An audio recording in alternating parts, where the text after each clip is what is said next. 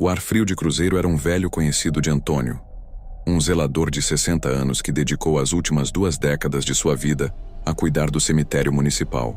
As lápides, os anjos de pedra e as cruzes brancas eram seus companheiros de noite. Ele conhecia cada nome, cada história e cada sombra que dançava entre os túmulos.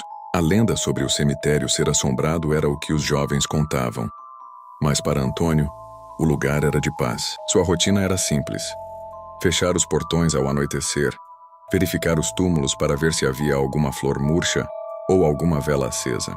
Uma noite, no entanto, sua rotina foi quebrada. O túmulo da família Fernandes, uma das mais antigas e ricas da cidade, estava aberto. Antônio, confuso, fechou o túmulo.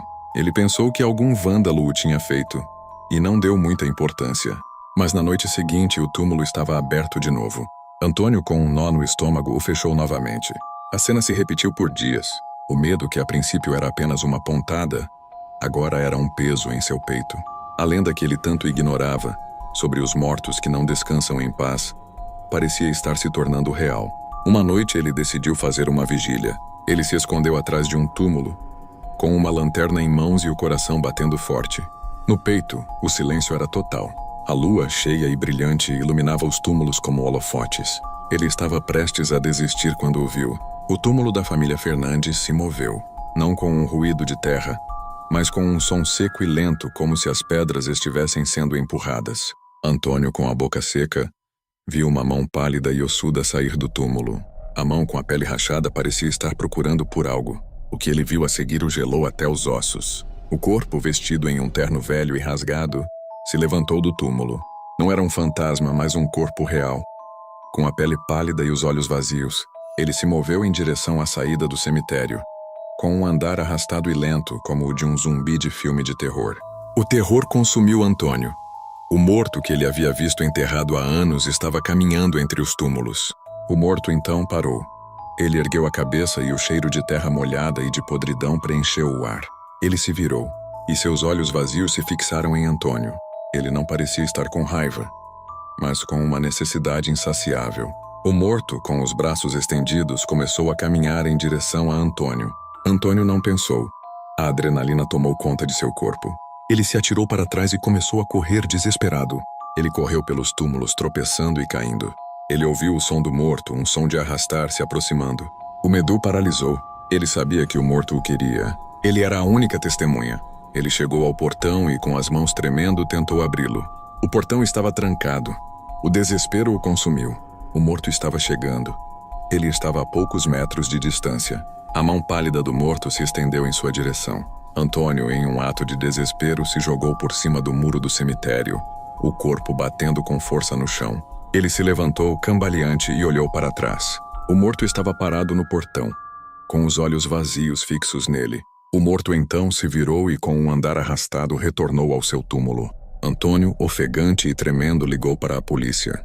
A história do zelador assustado, que havia visto um zumbi, foi recebida com ceticismo, mas a insistência de Antônio e sua descrição detalhada da cena fez a polícia agir. A polícia invadiu o cemitério e, com a ajuda de Antônio, foi até o túmulo da família Fernandes.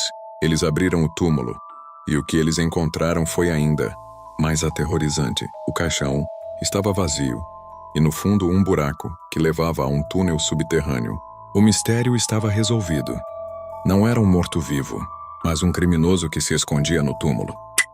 Lucas, um jovem de 28 anos cansado da vida agitada da cidade, realizou o sonho de sua vida. Comprou uma fazenda antiga, no interior de São Paulo, a 40 quilômetros de Cruzeiro. A propriedade era enorme e isolada, com uma casa colonial de paredes brancas e telhados de barro. Para se sentir mais seguro na imensidão da propriedade, ele instalou um sistema de segurança com câmeras em todos os cantos, com a imagem sendo transmitida diretamente para um monitor em seu quarto. A primeira semana foi um deleite. Ele acordava com o canto dos pássaros, tomava café na varanda observando o sol nascer sobre as colinas e passava o dia explorando cada pedaço da fazenda. No quarto dia, no entanto, algo mudou. Ele estava na cama, assistindo o monitor de segurança. A tela dividida mostrava as imagens das câmeras, uma mostrando a entrada, outra a lateral da casa e a terceira, a parte dos fundos, que dava para uma mata fechada. Ele estava prestes a dormir, Quando seus olhos se fixaram na câmera dos fundos, na escuridão da mata ele notou um movimento. Uma sombra, pequena que se movia com uma lentidão estranha como um inseto rastejando. Ele pensou que era um animal, talvez um porco do mato ou uma capivara, mas a criatura não se movia como um animal. Seus movimentos eram bruscos, desarticulados. O coração de Lucas começou a bater mais forte. Ele ampliou a imagem e segurou a respiração. A criatura se arrastava para fora do mato. E com a luz fraca da câmera ele pôde ver. Era um ser humanoide, mas terrivelmente deformado. O corpo era magro, quase esquelético, coberto por uma pele seca e enrugada. As pernas e os braços eram longos e finos, com articulações protuberantes. A cabeça era pequena, sem cabelo, e os olhos 2 buracos negros e vazios. Ele não parecia ter nariz ou boca. Apenas uma fenda horizontal onde a boca deveria estar. Um corte escuro em uma massa de pele pálida e seca. A visão era tão grotesca que Lucas sentiu o estômago revirar. O terror, um sentimento que ele nunca havia sentido na vida urbana, se aninhou em seu peito. A criatura parou de rastejar e se levantou de forma dolorosa, como se seus ossos estivessem quebrando. Ela tinha cerca de 1,5 metros de altura, mas parecia muito maior por causa de sua forma esguia. O ser se virou e, com a câmera, Lucas viu que as costas da criatura eram completamente secas, com a pele esticada e as costelas marcadas. Era um corpo seco, a lenda que sua avó contava para assustá-lo quando criança. Mas aquilo não era uma história. Era real. O corpo seco começou a se mover na direção da casa, com passos lentos, mas estranhamente longos, como se flutuasse. Lucas sentiu o pânico se instalar, e a voz de sua avó ecoou em sua mente. O corpo seco é uma alma amaldiçoada, um espírito maligno que anda à noite para se alimentar. Ele se alimenta da sua vitalidade, da sua alegria, da sua vida. Ele se levantou e trancou a porta do quarto. Olhou pela janela. O ser estava se aproximando. Ele viu a criatura parar e levantar a cabeça como se estivesse sentindo seu medo. A criatura chegou à varanda, e Lucas podia ver a sua forma distorcida e esquelética se movendo na luz fraca. Ele ouviu um som. Não um som de voz, mas um som de ossos rangendo. Um som de carne seca se esticando. Ele olhou para o monitor e viu a criatura se aproximar da porta. Ela ergueu a mão, uma mão fina com unhas longas e escuras, e tocou a porta. A madeira, que antes parecia sólida, estalou sob o toque. Lucas sabia que não duraria muito. Ele se encolheu no canto do quarto com o coração batendo descontroladamente. Ele pegou o celular e tentou ligar para a polícia, mas o sinal era fraco. O telefone não funcionava. A solidão que antes ele tanto amava agora era um fardo. Ele estava sozinho, e o corpo seco estava na porta. O som da porta se abrindo e o ar gelado que invadiu a casa fizeram Lucas soltar um grito de pavor. Ele se encolheu mais ainda, rezando para que fosse um pesadelo, mas não era. Ele ouviu o som de arrastar de pés de unhas longas raspando no chão. A criatura estava dentro de sua casa. Ele podia sentir o cheiro de terra seca e putrefação. O terror o paralisou. Ele olhou para a porta do quarto e viu uma sombra alongada e fina na fumaça. A porta do quarto se abriu lentamente e o corpo seco apareceu. Os buracos negros de seus olhos se fixaram em Lucas, e ele sentiu como se a alma estivesse sendo sugada de seu corpo. Ele sentiu a sua vitalidade, a sua alegria, a sua vida, sendo drenada como a água de uma fonte. Ele tentou gritar, mas a voz não saiu. A criatura se aproximou e ele sentiu a sua mão fina e fria tocar a sua testa. A escuridão o consumiu, e ele sabia que nunca mais seria o mesmo. A paz que ele havia procurado, ele a encontrou, mas não de forma que ele esperava.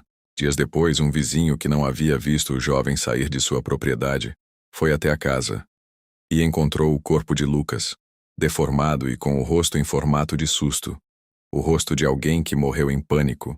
A vida noturna em Cruzeiro tem um ritmo próprio.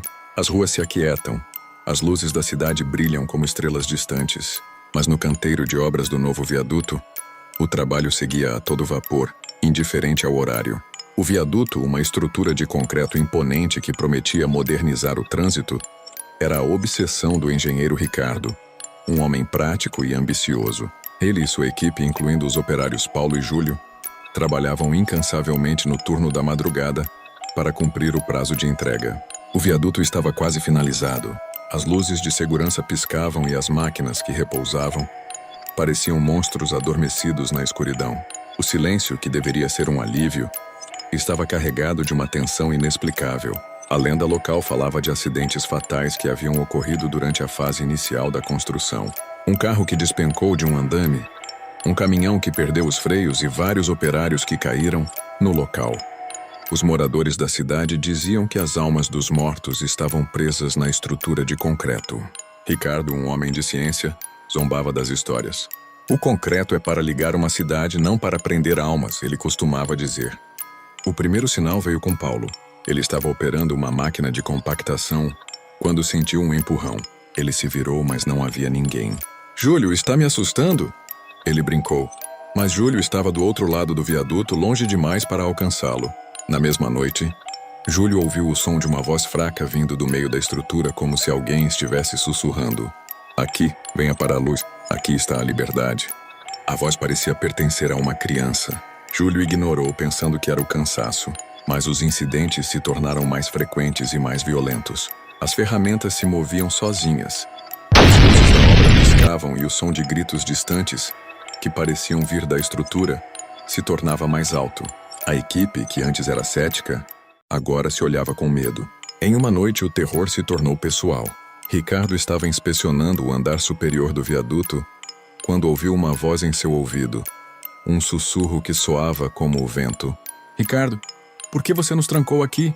Ele se virou e viu o que o deixou paralisado de medo. A silhueta de uma pessoa estava de pé em uma das colunas. A figura parecia ser um homem, mas seus braços e pernas eram contorcidos de forma não natural, como se tivessem sido quebrados em uma queda. Os olhos da figura brilhavam em um tom vermelho vivo. A figura não se moveu, apenas o encarou. Ricardo, em pânico, correu em direção à saída, mas a figura o seguiu, flutuando no ar, os gritos ecoando ao seu redor. "Não, não se vá. Venha para nós, para a luz." As vozes da criatura eram a de um coral de vozes que pareciam estar em constante agonia. Ricardo desceu as escadas de metal correndo e viu Paulo e Júlio. "Vamos, a gente precisa sair daqui." "Tem algo aqui," ele gritou. Os dois que haviam visto a criatura na estrutura não questionaram. Eles correram em direção ao carro, mas o viaduto não os deixaria ir tão facilmente. A porta do carro de Ricardo se abriu, e um vento gelado e um cheiro de sangue invadiu o carro. Eles olharam para o banco de trás e viram a criatura, os olhos vermelhos e a boca contorcida em um sorriso. A criatura com suas mãos agarrou a cabeça de Ricardo. "Você está nos aprisionando. Você está nos fazendo mal. Você vai pagar por isso." A criatura soltou uma risada grotesca. Ricardo, em um ato de desespero, se jogou para fora do carro e a criatura o seguiu. O viaduto inteiro parecia estar vivo, com gritos e sussurros vindo de todos os lados. Ricardo correu e a criatura o seguiu, mas as luzes da cidade que pareciam estar distantes eram a sua salvação. A criatura, que parecia se alimentar da escuridão, se dissolveu nas sombras. A equipe aterrorizada fugiu. Eles nunca mais voltaram à obra. A lenda do viaduto assombrado se espalhou na cidade e ninguém se atreveu a trabalhar lá novamente. O viaduto, que deveria ter sido uma obra de progresso, se tornou um monumento ao medo, a um lugar onde a luz do dia não poderia curar o que a escuridão havia feito. A maldição do viaduto não era apenas uma lenda, mas uma realidade que os assombraria para sempre. A noite em Cruzeiro era fria e quieta, mas para o sargento Afonso ela nunca era realmente pacífica. Veterano na força tática, ele já tinha visto de tudo: brigas de bar, assaltos à mão armada e a triste realidade da criminalidade local. No entanto, a chamada que ele recebeu naquela madrugada era diferente. Um alarme disparado em uma antiga fábrica de tecidos na Rua 1. Um prédio abandonado que, segundo a lenda local, era assombrado. A ocorrência foi classificada como possível furto, mas a voz trêmula da central, que raramente demonstrava medo, já dizia outra coisa. Afonso chegou ao local com seu parceiro, o novato soldado Lucas. O portão da fábrica estava aberto, mas não havia sinais de arrombamento. A sirene do alarme ecoava no vazio. Um som agudo e insistente que rasgava a escuridão. "Fique atento, Lucas", Afonso murmurou com a mão no coldre da arma. "Esse lugar não me cheira bem." Eles entraram na fábrica. O cheiro de metal enferrujado e poeira era opressor. As máquinas gigantes de ferro adormecidas se erguiam como fantasmas no escuro. A lanterna de Afonso dançava nas paredes úmidas, revelando teias de aranha e grafite desbotados. Eles se aprofundaram no prédio, o som dos seus passos ecoando no silêncio. Foi no setor de armazenamento que eles encontraram a primeira anomalia. Não havia nada roubado. As caixas estavam todas no lugar, mas no meio do corredor havia um rastro. Não era de sapato, mas de algo com garras. 3 dedos compridos que pareciam ter se arrastado no chão. Eles seguiram o rastro. Ele os levou para o fundo do galpão, para uma porta de metal que estava entreaberta. O ar ali era ainda mais frio. Um silêncio mortal havia substituído o som do alarme, que em algum momento havia sido desligado. A luz da lanterna de Afonso revelou um corpo no chão. A figura de um homem vestindo uniforme de segurança, com os olhos fixos no vazio. E então eles viram. A criatura estava agachada sobre o corpo. Tinha a forma de um ser humano. Mas seu corpo era curvado de forma antinatural. Sua pele era cinza e escamosa. E a cabeça, desproporcionalmente grande, parecia uma mistura de inseto e réptil. Seus braços eram longos e finos, com garras que pareciam lâminas afiadas. Em vez de boca, havia uma mandíbula que se abria em uma série de dentes finos e pontiagudos como agulhas. Mas o mais aterrorizante eram seus olhos. 2 buracos negros que pareciam sugar a luz. Meu Deus, Lucas sussurrou, a voz falhando de pavor. A criatura ergueu a cabeça e olhou para eles. Ela soltou um ruído gutural, uma mistura de sibilo e rosnado. Era a voz da morte. Afonso, com anos de experiência, não hesitou. Recuar, Lucas, recuar! Ele gritou enquanto a criatura se levantava, revelando sua estatura de quase 2 metros. A criatura era incrivelmente rápida.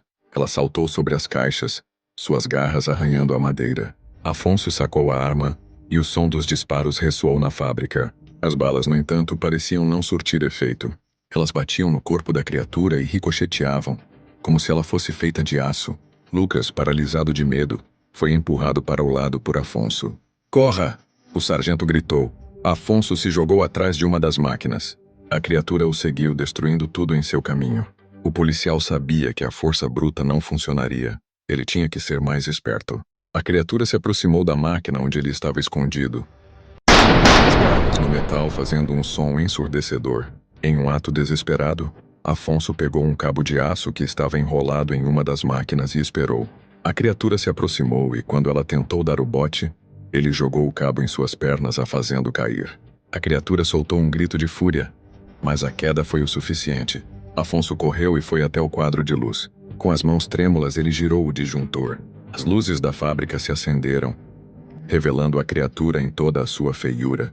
Mas a luz parecia ter um efeito diferente nela. A pele escamosa começou a soltar fumaça. A criatura soltou um grito agonizante, cobrindo o rosto com as garras. Ela não era imune à luz. A escuridão era seu refúgio. Aproveitando o momento, Afonso pegou uma barra de ferro e com toda a sua força acertou a cabeça da criatura. O som foi um baque oco e a criatura, cambaleando, caiu no chão. Aproveitando a chance, Afonso correu para fora da fábrica. Lucas estava lá, tremendo e pálido. O que foi aquilo, sargento? Ele perguntou, a voz quase inaudível. Afonso não respondeu. Ele sabia que ninguém acreditaria neles. A ocorrência seria arquivada como furto e a morte do segurança. Um acidente. Mas para eles, aquela noite em Cruzeiro havia revelado um lado sombrio do mundo. Um lado que as luzes da cidade jamais poderiam iluminar.